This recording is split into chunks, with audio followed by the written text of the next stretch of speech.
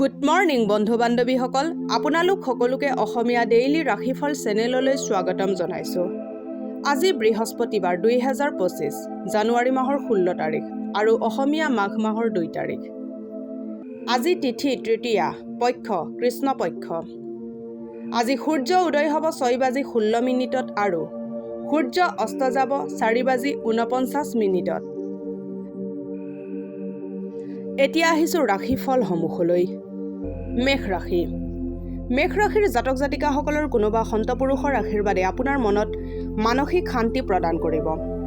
আজি আপোনাৰ মা দেউতাৰ মাজৰ যিকোনো এজনে পইচা সঞ্চয় কৰাৰ ওপৰত আপোনাক এটা সৰু সুৰা ভাষণ দিব পাৰে। অৱশ্যে আপুনি এই কথাটো বহুত মনোযোগ দি শুনাটো দৰকাৰ, নহ'লে অদূৰ ভৱিষ্যতত আপুনি সমস্যাৰ সন্মুখীন হ'ব পাৰে। যদি আপুনি পৰিয়ালৰ সদস্যৰ লগত সময় অতিবাহিত নকৰে তেন্তে আপুনি ঘৰত সমস্যাৰ আকাংক্ষা কৰিব পাৰে। মনত ৰাখিব, আপোনাৰ মানুহৰ চকুৱে কেতিয়াও মিছা কথা নকয়। আজি আপোনাৰ প্ৰিয়জনৰ চকু আপোনাক সঁচাকৈ এক বিশেষ কথা কৈ যাব। কিছুমান ব্যক্তি ব্যৱসায়িক আৰু শৈক্ষিক দিশত লাভ কৰিব। আজিৰ সময়ত নিজৰ বাবে সময় উলিওৱা বহুত কঠিন। তথাপি আজি এনেকুৱা এটা দিন যেতিয়া আপোনাৰ নিজৰ বাবে বহুত সময় থাকিব। আপোনাৰ সংগী যিকোনো ধুনীয়া ছাৰপ্ৰাইজ এটা দি আপোনাৰ দিন ভাল কৰি দিব পাৰে। ঘৰত পৰি থকা পুৰণি আৰু উৱলি যোৱা কিতাপবোৰ পেলাই দিলে অথবা বেচি দিলে পাৰিবাৰিক জীৱন ভালকৈ চলিব। এতিয়া আহিছোঁ বৃষ ৰাশিলৈ। বৃষ ৰাশিৰ জাতক জাতিকাসকলৰ মানসিক স্বাস্থ্যৰ ওপৰত ধ্যান দিয়ক, যি আধ্যাত্মিক জীৱনৰ বাবে আৱশ্যক হয়। মস্তিষ্ক জীৱনৰ দুৱাৰ, কাৰণ সকলো গতিবিধি ইয়াৰ মাধ্যমেৰে আহে। ইয়াৰ দ্বাৰাই জীৱনৰ সমস্যাসমূহ দূৰ কৰিব পাৰি আৰু ই শুদ্ধ চিন্তাধাৰা দি মানুহক আলোকিত কৰিব পাৰে। নিজকে আপুনি ৰোমাঞ্চকৰ পৰিস্থিতিত পাব পাৰে, যি আপোনাক আৰ্থিক লাভ দিব পাৰে। এক পাৰিবাৰিক আয়োজনত আপোনাৰ সকলো ধ্যান কেন্দ্ৰীভূত হ'ব। আপোনাৰ ভাগৰুৱা আৰু হতাশাৰ জীৱনত আপোনাৰ জীৱনসংগী অশান্তিৰ সৃষ্টি কৰিব পাৰে। এই ৰাশিৰ ব্যৱসায়ীসকল আজি কোনোবা ঘনিষ্ঠই দিয়া ভুল উপদেশৰ বাবে চিন্তিত থাকিব। চাকৰি কৰাবোৰেও আজি সাৱধানে চলা উচিত। নিজৰ আত্মবিশ্বাসৰ লাভ লওক। বাহিৰলৈ ওলাই আহক আৰু কিছু নতুন সম্পৰ্ক তথা বন্ধু বনাওক। জীৱনসংগীৰ অসুস্থতাৰ বাবে আপোনাৰ কাম কাজত বেয়া প্ৰভাৱ পৰিব পাৰে। নীলা ৰঙৰ কাপোৰ অধিক ব্যৱহাৰ কৰিলে প্ৰেম জীৱনত সুখ আৰু শান্তি বজাই থাকিব। এতিয়া আহিছোঁ মিথুন ৰাশিলৈ। মিথুন ৰাশিৰ জাতক জাতিকাসকলৰ আজি ফূৰ্তি আৰু নিজৰ পচন্দৰ কাম কৰাৰ দিন। দূৰণিবতীয়া যাত্ৰাৰ বাবে ওলাইছে যদি নিজৰ বহুমূলীয়া বেগটো ভালকৈ ৰাখিব, নহ'লে চুৰি হোৱাৰ সম্ভাৱনা আছে। বিশেষকৈ আপোনাৰ পইচা লোৱা বেগটো ভালকৈ ৰাখিব। ঘৰৰ কোনো এজন সদস্যৰ ব্যৱহাৰৰ কাৰণে আপুনি চিন্তিত থাকিব। আপুনি তেখেতৰ লগত কথা পাতিব লাগে। বন্ধুত্বক বহুত গভীৰ হোৱাৰ বাবে প্ৰেমৰ পোহাৰ মেলিব পাৰে। কোনোবা নতুন পৰিযোজনাত কাম কৰাৰ লগতে আগতে ভালকৈ ভাবি চিন্তি লওক। আজি নিজৰ বিবেকৰ ব্যৱহাৰ কৰি ঘৰৰ সকলোৰে লগত কথা পাতক। এনেকৈ নাপাতিলে বিনা কাৰণত কাজিয়া লাগি আপোনাৰ সময় নষ্ট হ'ব পাৰে। আপুনি নিজৰ বৈবাহিক জীৱনৰ সকলো বেয়া স্মৃতিবোৰ পাহৰাই পেলাওক আৰু আজিৰ দিনটোৰ ভৰপূৰ আনন্দ লওক। ধুনীয়া আৰ্থিক স্থিতি অটুট ৰাখিবৰ বাবে কিতাপ তথা লাগতিয়াল পঠন সামগ্ৰী কোনোবা আগ্ৰহী ব্যক্তি যেনে ছাত্ৰ, গৱেষক ইত্যাদিক উপহাৰ হিচাপে দিয়ক। এতিয়া আহিছোঁ কৰ্কট ৰাশিলৈ। কৰ্কট ৰাশিৰ জাতক জাতিকাসকলৰ দয়াৱান প্ৰকৃতিয়ে আপোনাৰ এক আশীৰ্বাদ ৰূপে প্ৰকাশ পাব, কাৰণ এই আশীৰ্বাদে আপোনাক সন্দেহ, অনৈতিকতা, লোভ আৰু হিংসা আদি বেয়া শক্তিৰ পৰা বচাই ৰাখিব। দীঘলীয়া সময়ৰ পৰা পাবলগীয়া পইচা আজি অৱশেষত আপুনি পাই যাব। আপোনাৰ সন্তান ভৱিষ্যতৰ ওপৰত বেছি গুৰুত্ব নিদি বাহিৰা কাম কাজত অধিক লিপ্ত হোৱাৰ বাবে আপুনি নিৰাশ হৈ পৰিব পাৰে। প্ৰেমৰ কোনো সীমা নাই, ই সকলো সীমাতকৈ ঊৰ্ধত। আপুনি এই কথা আগতে শুনিছিল চাগে, কিন্তু আজি সেই দিন যেতিয়া আপুনি বিচাৰিলে এই ভাৱনাসমূহ অনুভৱ কৰিব পাৰে। আপোনাৰ ব্যৱসায় আৰু দৰ-দাম কৰাৰ ক্ষমতা আজি লাভদায়ক বুলি পৰিগণিত হ'ব। আজি খালী থকা সময়ৰ সঠিক ব্যৱহাৰ কৰি পুৰণি বন্ধুসকলক লগ কৰাৰ পৰিকল্পনা বনাব পাৰে। বিবাহ এক দৈৱিকীয় আশীৰ্বাদ হয় আৰু আপুনি আজি এই কথাটো অনুভৱ কৰিব। পাৰিবাৰিক জীৱনৰ বান্ধোন অধিক শক্তিশালী কৰিবলৈ হ'লে কলগছৰ শিপা ঘৰ অথবা অফিচত ৰাখক। এতিয়া আহিছোঁ সিংহ ৰাশিলৈ।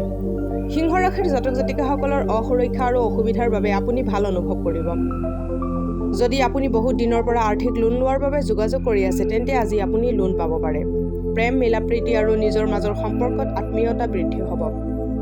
অনাকাংক্ষিত ৰোমান্টিক আকৰ্ষণৰ সম্ভাৱনা আছে। কৰ্মক্ষেত্ৰত আজি আপোনাৰ প্ৰতিদ্বন্দ্বী আপোনাৰ বিৰুদ্ধে ষড়যন্ত্ৰ কৰিব পাৰে। এইবাবে আজি আপুনি সচেতন হৈ কাম কৰা দৰকাৰ। সেইসকল লোকৰ লগত মিলাপ্ৰীতি কমাই দিয়ক যাৰ লগত আপোনাৰ সময়ৰ অপচয় হয়। আপোনাক সুখী কৰিবৰ বাবে আপোনাৰ জীৱনসংগী বহুত চেষ্টা কৰিব পাৰে। ৰুদ্ৰাক্ষৰ মালা ডিঙিত পৰিধান কৰিলে কৰ্মজীৱনত সমৃদ্ধিশালী হ'ব। এতিয়া আহিছোঁ কন্যা ৰাশিলৈ।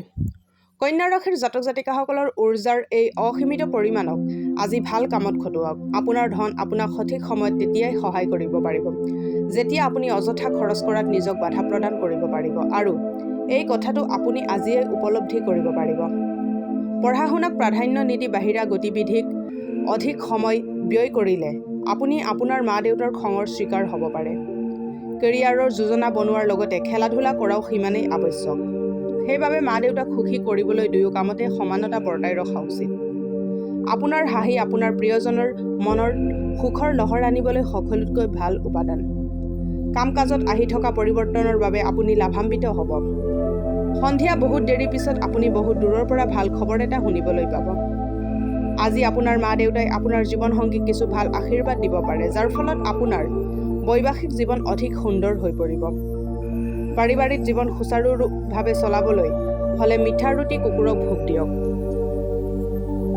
এতিয়া আহিছোঁ তুলা ৰাশিলৈ।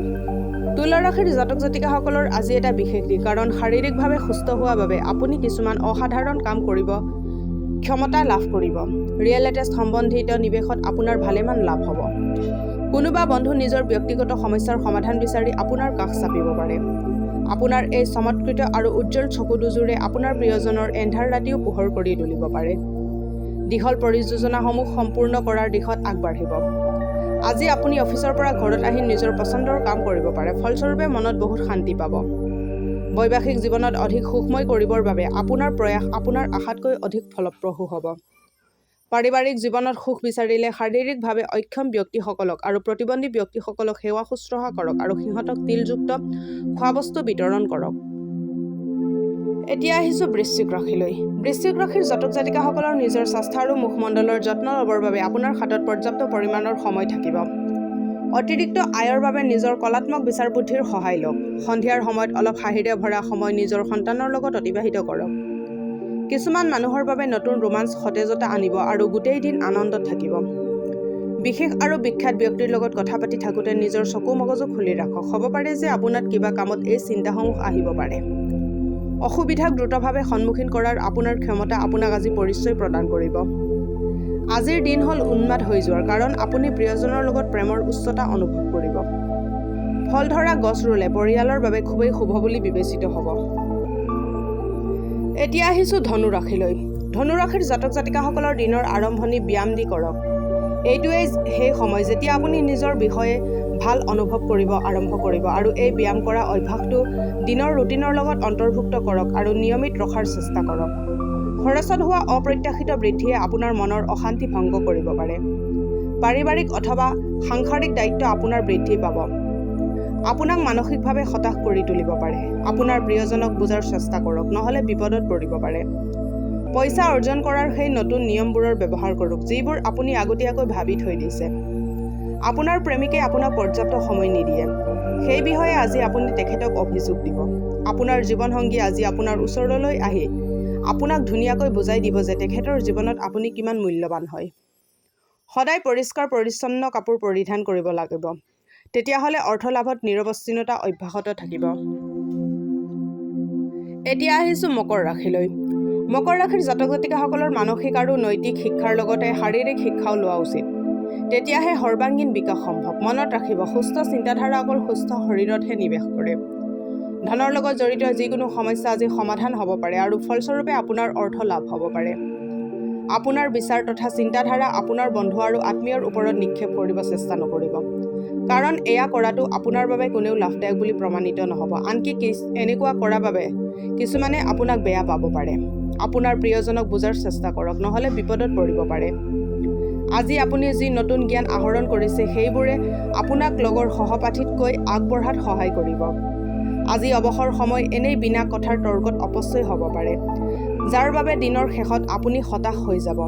আপুনি বৈবাহিক জীৱন সম্বন্ধীয় কৌতুক ছ'চিয়েল মিডিয়াত পঢ়ি হাঁহি থাকিব, কিন্তু আজি যেতিয়া আপোনাৰ বৈবাহিক জীৱনৰ লগত জড়িত কিবা ভাল লগা বস্তু আপোনাৰ সন্মুখত আহিব, তেতিয়া আপুনি ভাবুক হৈ পৰিব পাৰে। জন্মদিন তথা কিছুমান বিশেষ তিথিত দুখীয়া মানুহবোৰৰ মাজত খোৱা বস্তু বিতৰণ কৰক আৰু পৰিয়ালত শান্তি আৰু সুখ অটুট ৰাখক। এতিয়া আহিছোঁ কুম্ভ ৰাশিলৈ। কুম্ভ ৰাশিৰ জাতক জাতিকাসকলে উচ্চ কেলৰিযুক্ত খাদ্যৰ পৰা দূৰত থাকিলে আপুনি স্বাস্থ্যসন্মত হৈ থাকিব আৰু নিয়মিত ব্যায়াম কৰক। আৰ্থিকভাৱে আজি আপুনি সবল থাকিব। গ্ৰহ আৰু নক্ষত্ৰৰ উপস্থিতিয়ে আপোনাক আৰ্থিক উপাৰ্জনৰ বহুত বাট দেখুৱাব।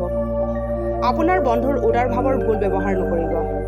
জীৱন্ত বাস্তৱৰ মুখামুখি হ'বলৈ হ'লে নিজৰ প্ৰিয়জনক কিছু সময়ৰ বাবে আপুনি পাহৰিব লাগিব। আপোনাৰ বছ অথবা বয়োজ্যেষ্ঠসকলক আজি ঘৰত আমন্ত্ৰিত কৰাৰ বাবে এটা শুভ দিন। আজি আপুনি আপোনাৰ জীৱনসংগীক ছাৰপ্ৰাইজ দিব পাৰে। আপোনাৰ সকলো কাম এৰি আজি আপুনি তেখেতৰ লগত সময় অতিবাহিত কৰিব পাৰে। জীৱনসংগীৰ লগত কিছু মতভেদ হ'ব পাৰে দিনটোত, কিন্তু সন্ধিয়া খোৱা সময়ত সকলো ভুল বুজাবুজি ভাল হৈ যাব। ঢাক গছৰ পাত খাদ্য তৈয়াৰ কৰোঁতে ব্যৱহাৰ কৰক। এনে কৰিলে আপোনাৰ কৰ্মজীৱন লাভজনক অৱস্থাত থাকিব। এতিয়া আহিছোঁ মীন ৰাশিলৈ। মীন ৰাশিৰ জাতক জাতিকাসকলৰ বন্ধুৰ ৰুক্ষ ব্যৱহাৰে আপোনাক কষ্ট দিব পাৰে, কিন্তু নিজকে শান্ত ৰাখক। এই কথাক চিন্তাৰ কাৰণ বনিব নিদিব আৰু ইয়াৰ পৰা পৰিত্ৰাণ পাবলৈ চেষ্টা কৰক। দূৰণিবতীয়া যাত্ৰাৰ বাবে ওলাইছে যদি নিজৰ বহুমূলীয়া বস্তুবোৰত বিশেষ মনোযোগ দি ৰাখিব, নহ'লে চুৰি হোৱাৰ সম্ভাৱনা আছে। বিশেষকৈ আপোনাৰ পইচা লোৱা বেগটো ভালকৈ ৰাখিব। বিদেশত থকা কোনোবা সম্বন্ধীয়ৰ পৰা পোৱা উপহাৰে আপোনাক আনন্দিত কৰি তুলিব পাৰে। প্ৰেমৰ পিনেদি চাব গ'লে আজি আপোনাৰ জীৱন সীমাহীন আনন্দসমূহ উপভোগ কৰিব পাৰে। বহুত বিখ্যাত ব্যক্তিৰ লগত উঠা বহা কৰিলে আপোনাৰ নতুন যোজনা আৰু চিন্তাসমূহত বহুত অৰিহণা লাভ কৰিব। আজি জীৱনসংগীৰ লগত সময় অতিবাহিত কৰিবৰ বাবে আপোনাৰ হাতত পৰ্যাপ্ত সময় থাকিব। আপোনাৰ মৰম চাই আপোনাৰ প্ৰেমিকা বহুত সুখী হৈ যাব। আপুনি পৃথিৱীত নিজকে সকলোতকৈ অধিক শক্তিশালী বুলি আজি অনুভৱ কৰিব, কাৰণ আপোনাৰ জীৱনসংগীৰ ব্যৱহাৰে আপোনাক এই অনুভৱ কৰাব। গাখীৰেৰে ভৰ্তি বাচন এটা শীতানত ৰাখক আৰু স্বাস্থ্য ভালে ৰাখিবৰ বাবে ঘৰৰ ওচৰৰ গছত পোৱা গাখীৰখিনি ঢালক। আজিলৈ ৰাশিফলৰ ভিডিঅ'সমূহ ইমানেই। যদি ভিডিঅ'বিলাক ভাল লাগে লাইক কৰিব, কমেণ্ট কৰিব, শ্বেয়াৰ কৰিব আৰু ডেইলি ৰাশিফলৰ ভিডিঅ'সমূহ পাই থাকিবলৈ চেনেলটো ছাবস্ক্ৰাইব কৰি ৰাখিব। ধন্যবাদ।